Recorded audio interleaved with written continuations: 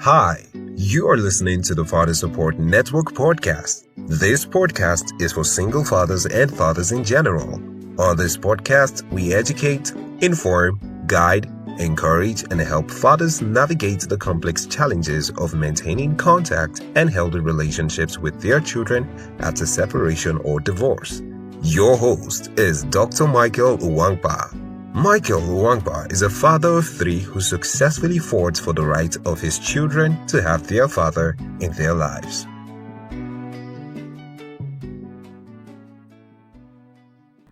Hello. Today, first of all, let me apologize for my absence. I've been away. When in Nigeria for a couple of weeks. That's not an excuse though, but I was caught up in some work that I was doing out there. But I'm back, and I just wanted to talk about my experience on my first day back. And I'd gone to the kids' school to get them from school, and I seen this little boy. This boy was being nursery. Must be about around between 4 and 5, I would say. And I think the woman that's come to collect him must be, if I'm not mistaken, that would be the grandma. I'm not sure that's the mom.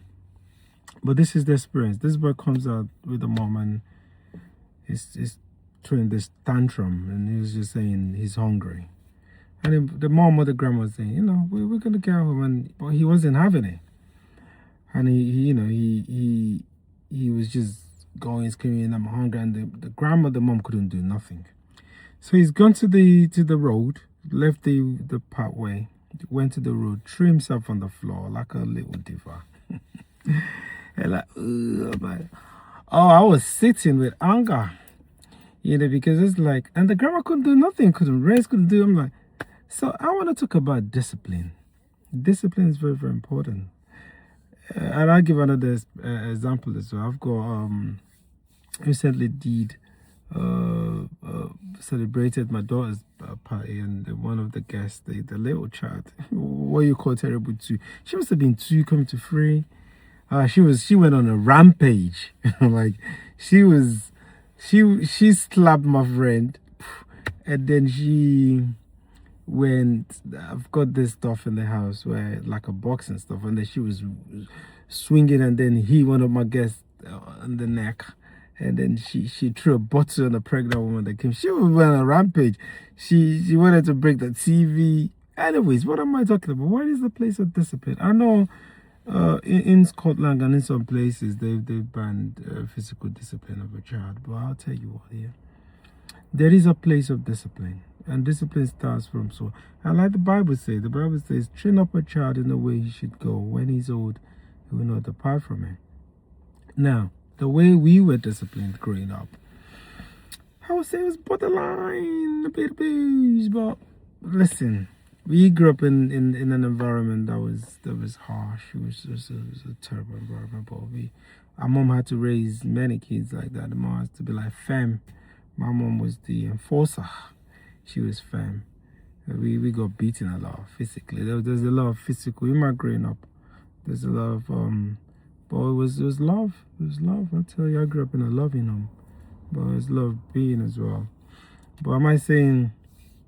So I think for those that say that they want to, basically, like for my kids growing up, I'm a different kind of father. Remember, kids, we've got friendship, we got like that, but I'm also someone that says boundaries. My kids need to know when to go to bed. They need to know when to do what they have to do. But when we're playing, we're playing.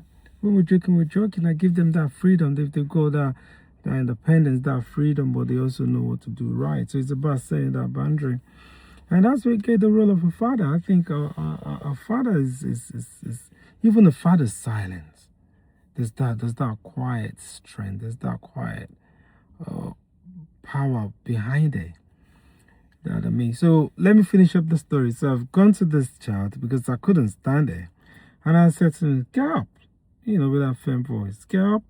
And then I, gently lifted him up, and I was like, "Listen. Mom or grandma said there's food at home, so you need to be patient and get home. Don't do this." and she, straightened him up, and he straightened himself up. I tell you, he straightened up because he could see I wasn't playing. There's no others pamper and then talking and then negotiating. No negotiation. We don't negotiate that. And then the little girl was like, "No, you're not having that. You're not having this. Put some barrier." So it's about putting barriers, putting boundaries. Kids, you might think they're so young. They understand as well. They're very smart. They understand. They see. So if you're not saying those things, you're setting them up for failure, because they just turn into carnage, turn into all kinds of stuff in the society. You don't want it. You don't want them to become menace to the society. So because I tell people, especially in this society, we live in the Western society, in the West, when they say, you don't discipline a child. No, it's a lie, because we live in a society where there's retributive justice. It is not a justice system. It's not a restorative justice system. It don't matter how long you commit a crime, you go to prison, you go to jail. It's crime and punishment. So if you're trying to tell you you can't do that, you're giving an illusion that you can do anything. You can commit a crime, you could do whatever you want to do without consequences. There are consequences. When your actions adversely impact others, when your actions constitute a threat to other people's life, you're going to face the full wrath. So we start from small. So again, when it comes to physical discipline, like I don't use that, or I don't have to use that with my kids, but there's a place for it.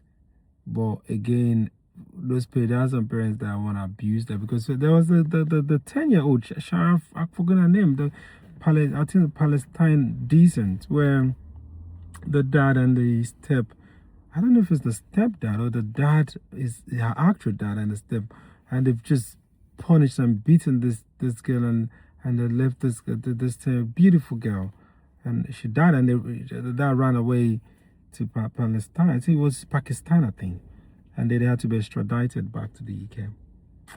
No, that is, you can't claim you love someone, you bet someone that you want to. That's abuse. I'm not talking about that. I'm talking about discipline. I'm talking about where there might be a little bit of smacking involved in here. But used wisely. I call it used as a nuclear option. You don't go use your nuclear bombs.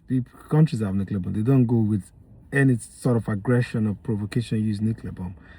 But the option is there, so the child knows. But anyways, I'll leave it at that and say discipline is very important. Love is very important. Learn to find a delicate balance between these two.